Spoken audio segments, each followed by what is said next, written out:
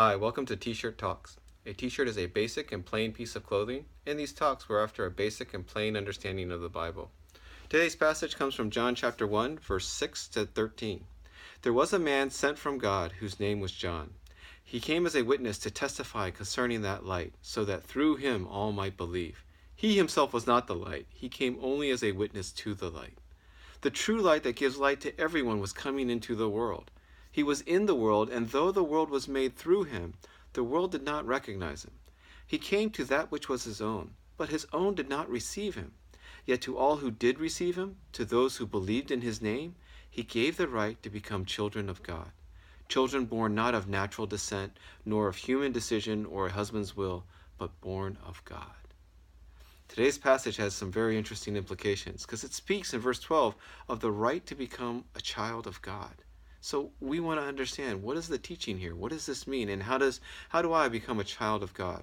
So let's start at the beginning. There was a man sent from God whose name was John.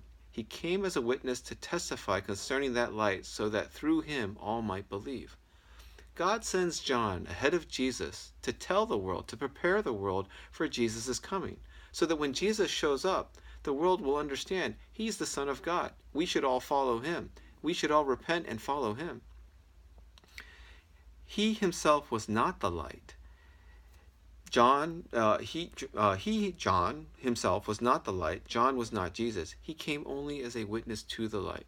John's role is only to testify to who Jesus is, to point the world to Jesus. Now, verse 9 is very interesting. The true light that gives light to everyone was coming into the world. God is coming into the world. God, the true light, God incarnate, is coming into the world in Jesus. The true light, Jesus, that gives light to everyone, was coming into the world. He was in the world, and though the world was made through him, the world did not recognize him. In the earlier part of the chapter, we learned that through Jesus, all things were made. With him, verse 3, with him nothing was made that has been made. So Jesus is the source of all of creation. And the world, even though it was created by Jesus, did not recognize Jesus. It gets worse, verse 11. He came to that which was his own. This is speaking of the Jews. But his own did not recognize, God's own people did not recognize Jesus. He came to that which was his own. God set aside the Jews to be his people and to set them aside from all the other nations of the world. But the Jews themselves, his own, did not receive him. Now verse 12. Yet to all who did receive him, to those who believe in his name, he gave the right to become children of God. How do you become a child of God? Verse 12. Yet to all who did receive him, to those who believed in his name, he gave the right to become children of God. To become a child of God is as simple as receiving Jesus and believing in his name. That's all. That's it. We accept Jesus. We have two examples in this passage. All of creation did not recognize Jesus. The Jews themselves did not receive Jesus.